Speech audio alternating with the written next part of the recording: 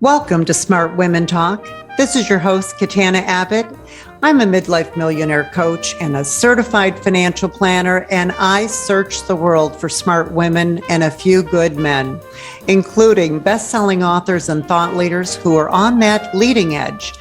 So join us for conversations on money, business, health, and inspiration, so you can live with more purpose, passion, and prosperity.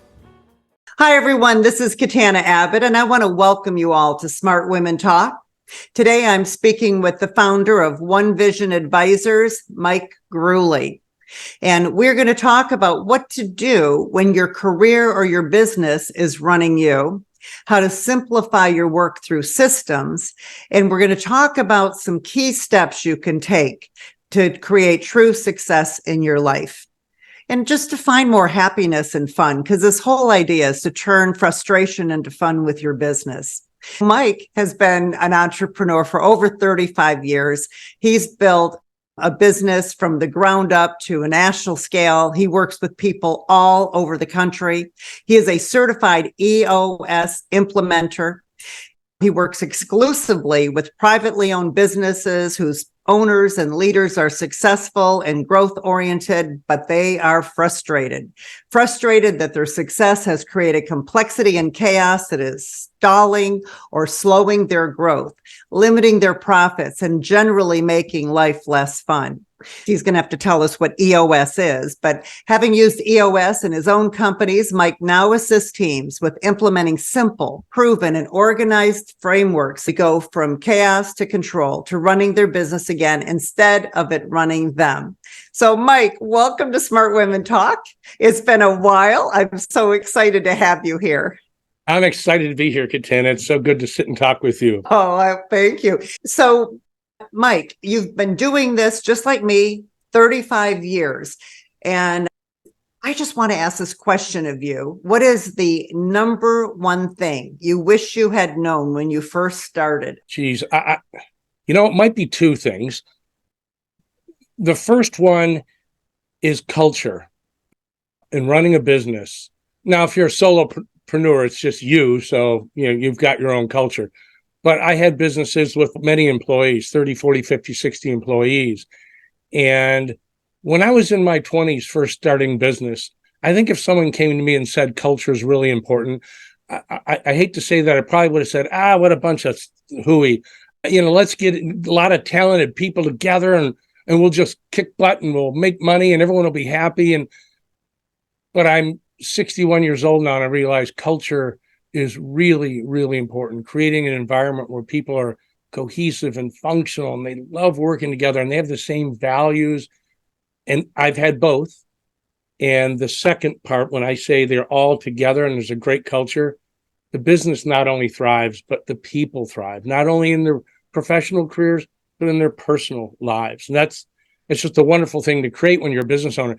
The second thing, very briefly, would just be learning to delegate.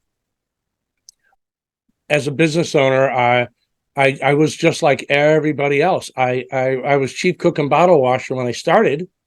And as we grew, I hired people, but I didn't delegate properly. I still had to micromanage everything, So I was it's an old saying, I was the genius with 1,000 helpers, and I had to unlearn that later on. So those are the two things I wish I'd have known when I was a young lad trying to start a business. And it's, I think it's a lot around fear and a lot around control. I think you're spot on. That's exactly it. It just comes from especially when you start, most businesses start on their own, just a person. And it's so important to you. It's your little baby. It's this thing you've worked so hard. It's like that first time we left our daughter with a babysitter, the very first time. It was so difficult. We worried about every little thing. And after a handful of times, my wife and I would go out and we didn't worry at all. We said, let she or he will handle it and we're going to relax and enjoy ourselves. But it's that letting go part. And it's really hard to do with a business.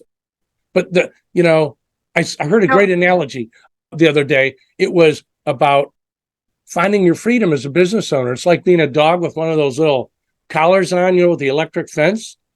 And they said, if only the dog knew that if he ran really fast towards that fence, it'll hurt a little bit.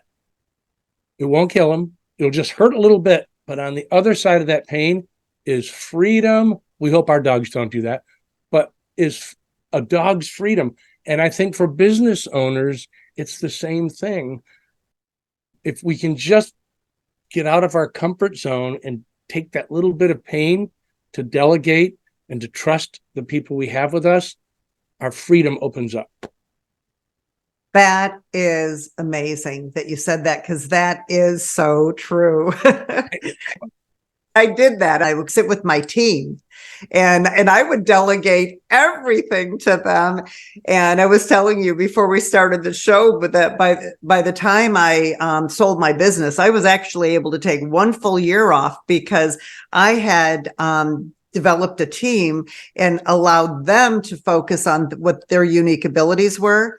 And everything was in systems and everyone was doing what they were best at. I left for a full year and the business ran perfectly without me.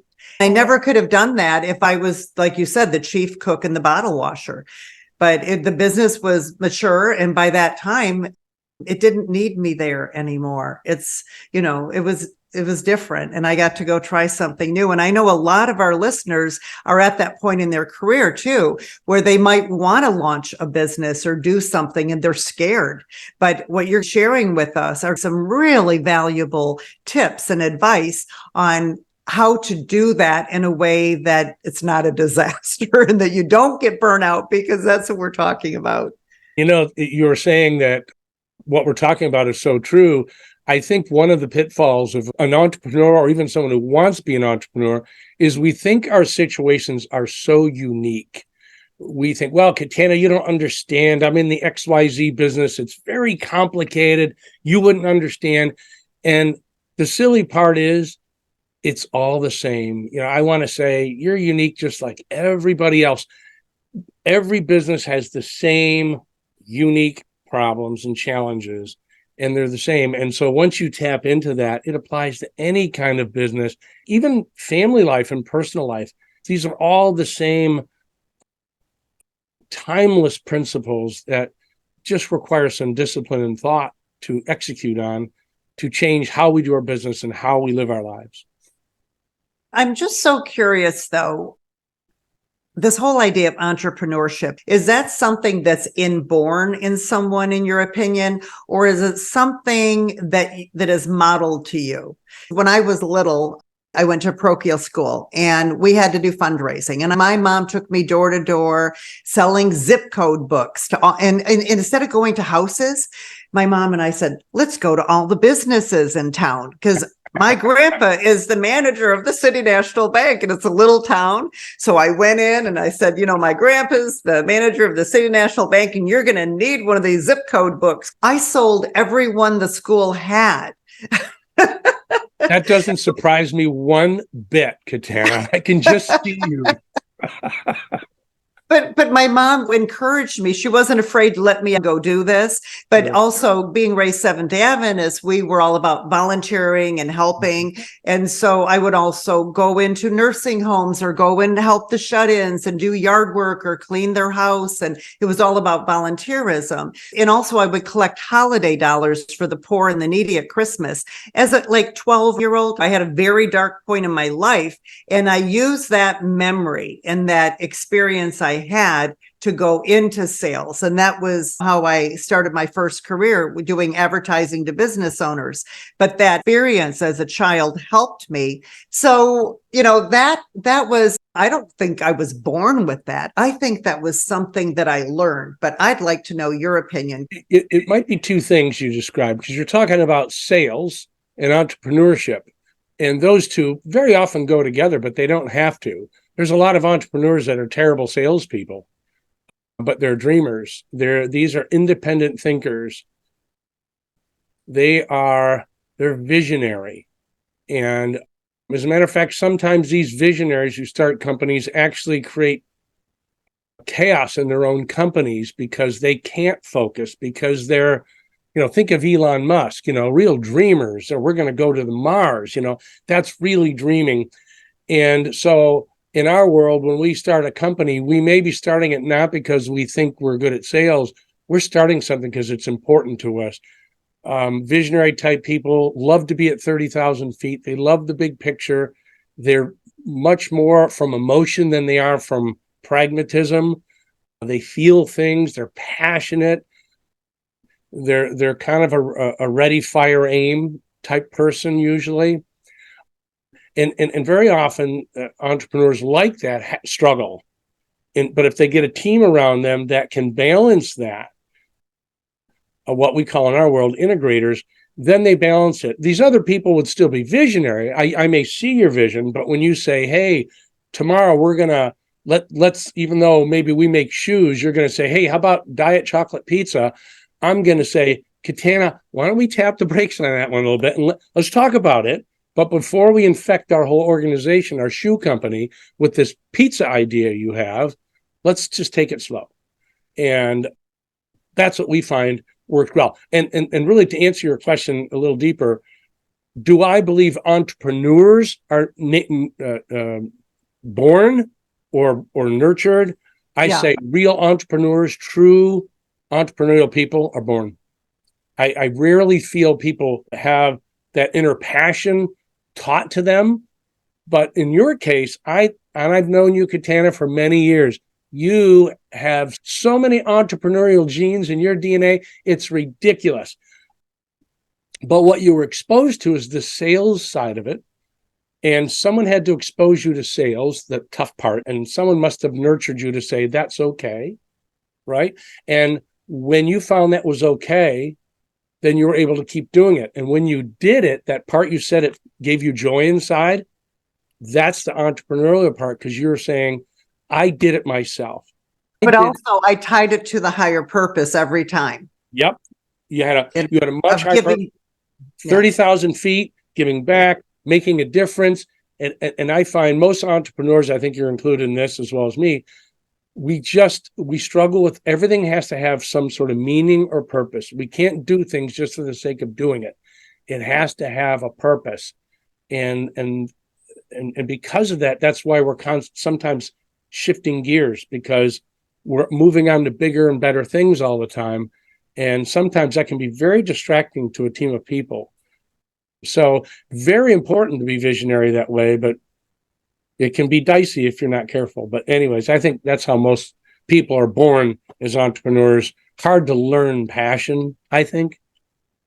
This is so great. So that's why if you have these, entrepreneurs like Elon Musk, Richard Branson, Walt Disney, they're the idea people. They have to understand their unique abilities and then be able to eliminate and outsource and delegate to this team they create. And their team, if they're a front stage person, their team needs to be the one they can hand everything off to. And not only, I think, hand it off to, but to be able to say, that's a great idea, but let's put a pin in that. We won't lose it. We're going to put it over here. You always have it. When we need an idea, we'll come. But right now we got to focus and, get that person back focused, right?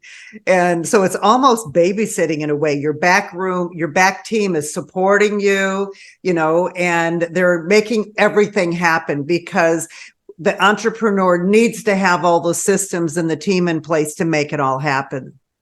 Well, and here's the other part of this. And I used to think this way. Well, who am I to take all the stuff I don't like and pawn it off on other people, right?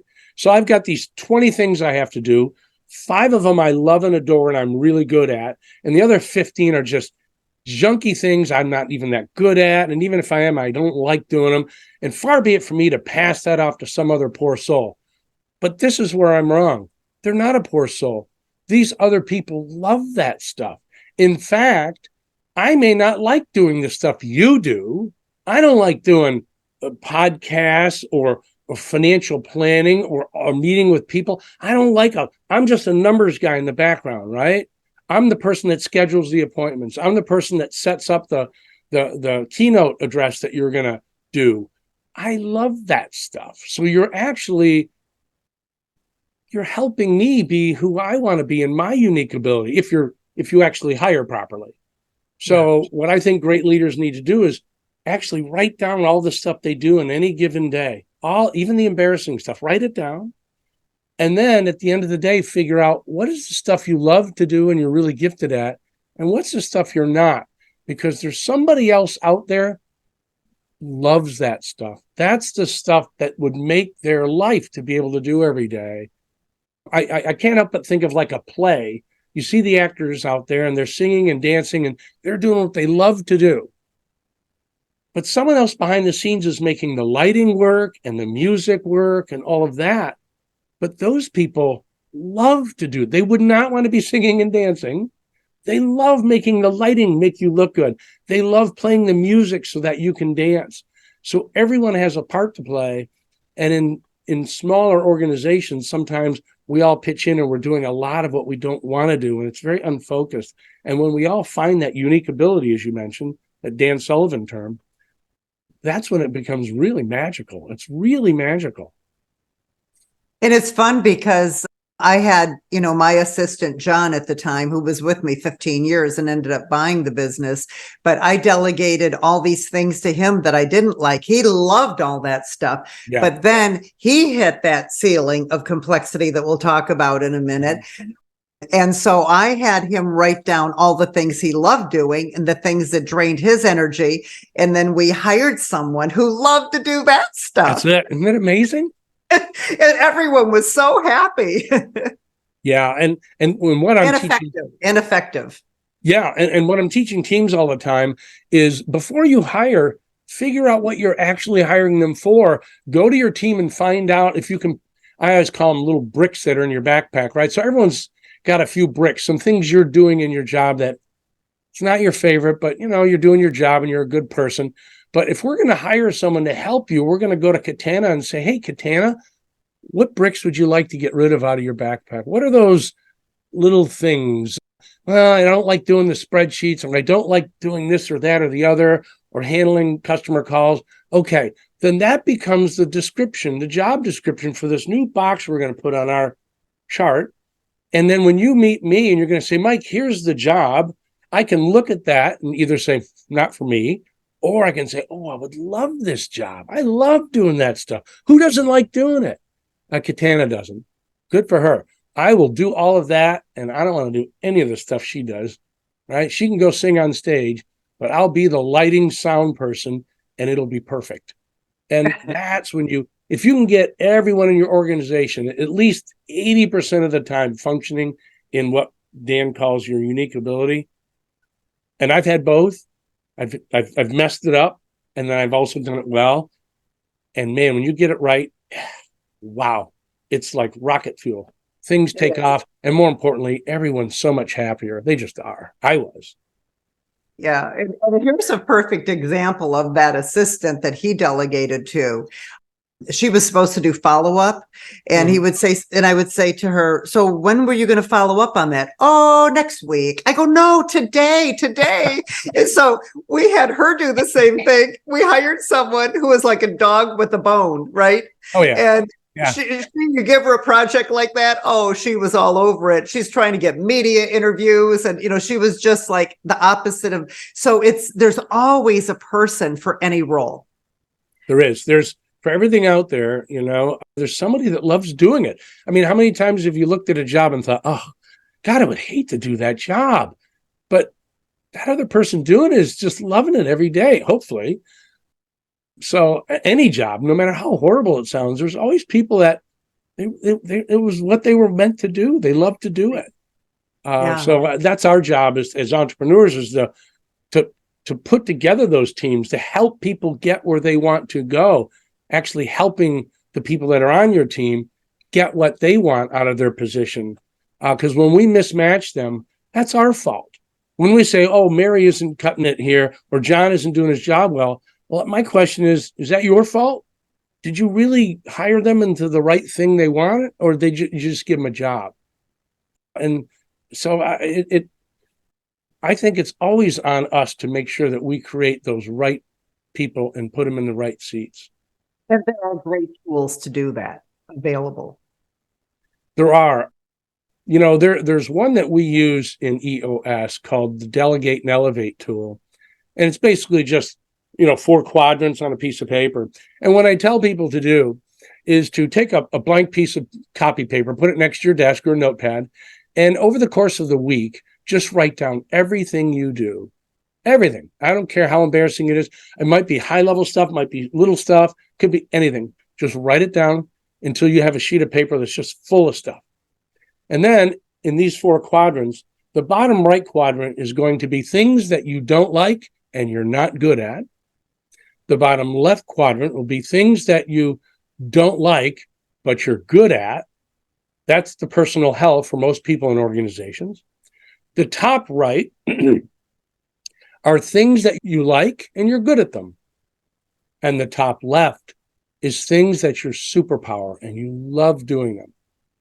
And what you'll find is when you take that sheet of paper with all that stuff you wrote down and you transfer it and put those into the boxes where you think they belong, like, dislike, good, not good, you'll see how much time you're spending on things sometimes that are just not in your wheelhouse. They're not your unique ability. And so when it comes time to, like you did with your assistant, you said, I think all that stuff on those bottom 2 boxes, that is going to create the job description for that person.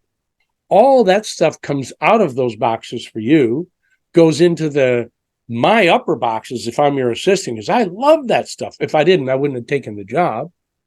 And now both of us are living in the top 2 quadrants of our Delegate and Elevate tool.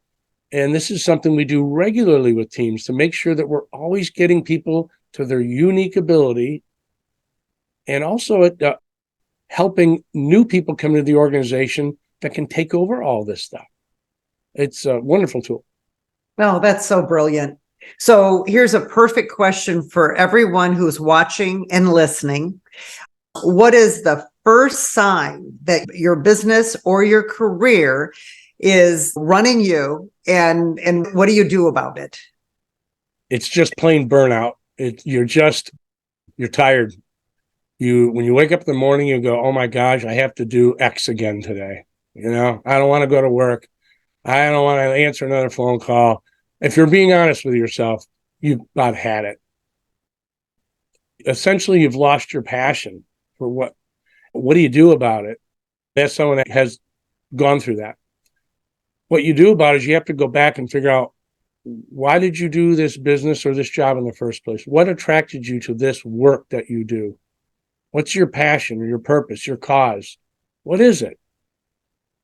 I think what most people I've coached and what I found myself is I haven't lost that passion. I just wasn't working in that area of my passion. So I may start a baking company because I'm a baker and I love to bake cookies, cakes, and pies and all that stuff. But I open a business because I'm really famous now, and pretty soon I'm dealing with contracts and hiring and firing and lawsuits and accounting and all these other little things that are part of the business and need to get done, but it's not my passion anymore. And when I wake up, I think, I got to go to that stupid bakery today, and you're thinking, Mike, you love to bake. I don't do that anymore, right? So this goes back to what you mentioned, is getting back to finding your passion. What was your passion originally? In my example, if it was baking, then I need to find people that are going to do these other things for me. And I almost say at any expense, because without it, you're going to burn out and you're going to lose your business anyways. Right. So get back to what your passion is. Create those new masterpiece cakes or whatever you did before that got you where you are now. You're going to be in your sweet spot. You're going to love your work. You're going to fall back in love with your business again. And the cost of it, the investment you make in yourself, is hiring people that will do the things that you not only aren't good at, you don't like doing them. They're just an energy sucked out of you. And when you get all that energy taken from you, who the heck wants to go look at a cake? I'm exhausted, right? Right. And it can be even outsourcing, because nowadays so many things can be outsourced. So you don't even I wish they had more of that when I was younger. All Yes. the fractional people. Oh my gosh. Yeah. Outsource it. Yes. And, like the person who runs everything for a nonprofit, our creative director for the show, she's in North Carolina. Ah, isn't that amazing? Yeah. And we do have a lot of fun when she'll fly up here and then we'll work for like a week together, to plan out the next year. Oh, then there's so much energy and we get so much accomplished. But hey, we don't live near each other. So we figured out especially with COVID, that was one of the benefits is we learned how to work virtually. My assistant's in North Carolina and I'm in Michigan, and we've met personally twice in the past year and a half, but everything is Zoom and we function beautifully. Oh, I know. It's great. It's great. And just having, another thing I'm thinking about as we're talking here is, I think sometimes people think, well, all this stuff you're talking about, that's for big companies with lots of employees and all that. And I say no.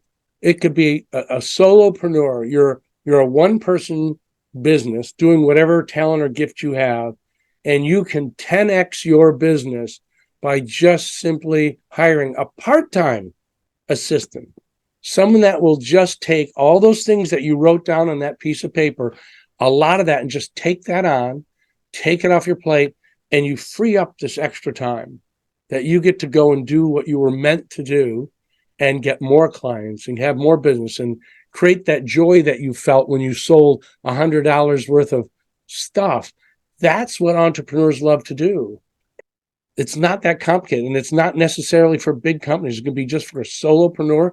You're doubling your workforce by just adding one person. It's actually more beneficial the smaller you are.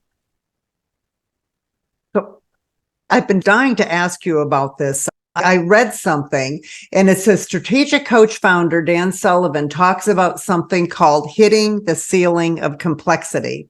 And then he asks, are you willing to risk giving up everything you don't want to have everything you do want as your reward? And when I say that, I have just goosebumps going up and down my arms. So what do you think of that? I think it's profound, but is this like one of the most important things we have to do? And I think it's what you've been leading up to. Yeah, I'm a big fan of Dan Sullivan, and I've been through Strategic Coach too, and he's just brilliant in how he communicates this message. But our comfort zone is where we like to be, and it's a beautiful place. Our comfort zone, it really is. It's a wonderful place, but nothing happens there. So we have to have the ability to decide what we want. We're complicators. I think he even said that in that quote you just said. We are natural complicators. We love to make things complicated and complex. And as they become complex, it eats up our energy. And so in the EOS world, we talk about breaking through ceilings. And ceilings can happen. Of course, they can happen in a business. They can happen in a department. They can happen in a family. They can happen in a marriage. They can happen just to an individual. You just, that feeling like, I don't know, I just feel like I was doing this, and then it just kind of, and I feel like I'm just, right? And so we have what we call 5 leadership abilities that help people break through those ceilings. And number 1 is simplifying. Less is more. Take the complexity, root the complexity out of things. Less is more. You get more done by doing less, believe it or not, because you're more focused. The second one is delegating, and we already talked about this. Learning what your unique ability is and what you don't like, and learning to delegate those things to other people and help them find their unique ability in doing that so that you can duplicate yourself. Third one is predicting. And this is just, and a lot of times I'll even add this word, prioritizing. There's 100 things coming at us every day, both personally or in business or whatever. Life is very busy, and we have to be able to prioritize what we want, what we don't want.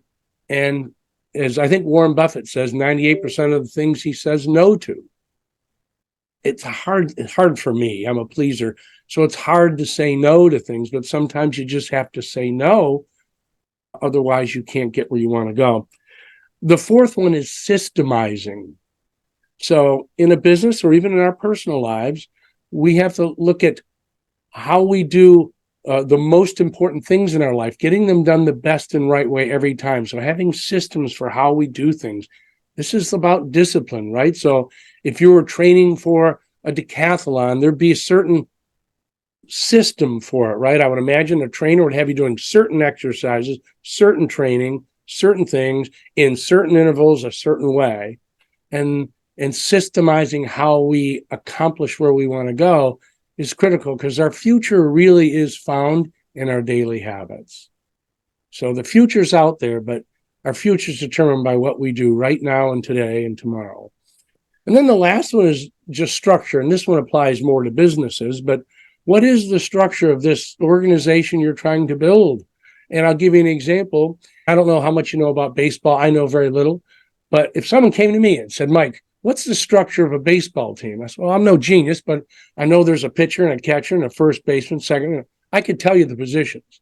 Now, as far as the types of people and the qualities and the skills involved, I'm not going to probably help you much there. But I can tell you this, Tom Brady probably shouldn't be on the team. He plays football. Or maybe LeBron James doesn't belong there either. These are great athletes, but they're not baseball players.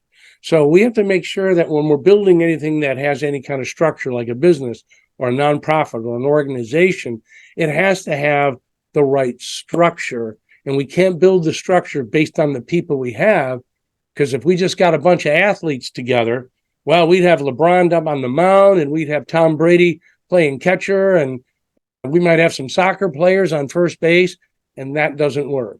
So we have to create that structure we need that's going to work, and then find the right people and put them in the seats. So it's those 5 things: simplifying, delegating, predicting, and prioritizing, systemizing, and structuring. Those 5 things help us break through those ceilings. That was brilliance. Thank you so much. Well, it's not, and I can't take credit for it. Gino Wickman created this years ago in the EOS process. I just get to evangelize it and share it with those that I can help. Is there anything I've missed that you'd like to add before we wrap? No, you never miss anything, Katana. You're so cute. Okay. And if someone would like to connect with you, what is the best way for them to do it? First of all, I'll give you my microsite they can go to if they'd like to learn more about me. It is eosworldwide.com/Mike Gruley, Gruley. That's my website. My cell phone number is 248-761-4401. And my email is mike.gruley@eosworldwide.com. Perfect. And we want to leave everyone too with, there was a book that you were recommending. And well, since we were on the topic of Dan Sullivan, and I'm actually in the middle of it, but it's fantastic. I don't know if you can see this or not. Dan Sullivan wrote a book called 10X is Easier Than 2X. The synopsis of it is basically, when we think bigger, we actually stay more focused, and we have a greater chance of achieving things because we're thinking bigger. And so we're doing, actually, believe it or not, we're doing less. When we try to be 2X, which is just kind of maintaining, we're doing lots of things. But when we're forced to think of something big, there's only one way to get there, and that's to stay really super focused. And that's when all of us do our best work, is when we're focused. Yeah, that is brilliant. And that's one of the things that the multi-millionaires do, is the focus in the think big in this 10X. Oh, that's so great. Thank you so much for being here. Tana, it's always a pleasure to talk with you. Thanks so much for spending the time with me and having me on your show. Absolutely. Wonderful. Thanks. And everyone, thank you for joining us today. We're thrilled to have you come visit with us when we do these wonderful shows with these brilliant people that we find. And if you want to connect with us and know what we have in store, join our community. Join smartwomen.com. Just go there and you'll never miss a thing. You'll get our monthly newsletter and even have access to our online school. So till our next show, go out and live with more purpose, passion, and prosperity. Smart Women Talk is brought to you by Smart Women's Empowerment, a 501c3 nonprofit project of United Charitable. Music by Bill Lucas from his album When It Rains. Available on Apple Music and Spotify. Catch us wherever you listen to your favorite podcast, and be sure to join our free community at joinsmartwomen.com to access all our free Smart Women resources.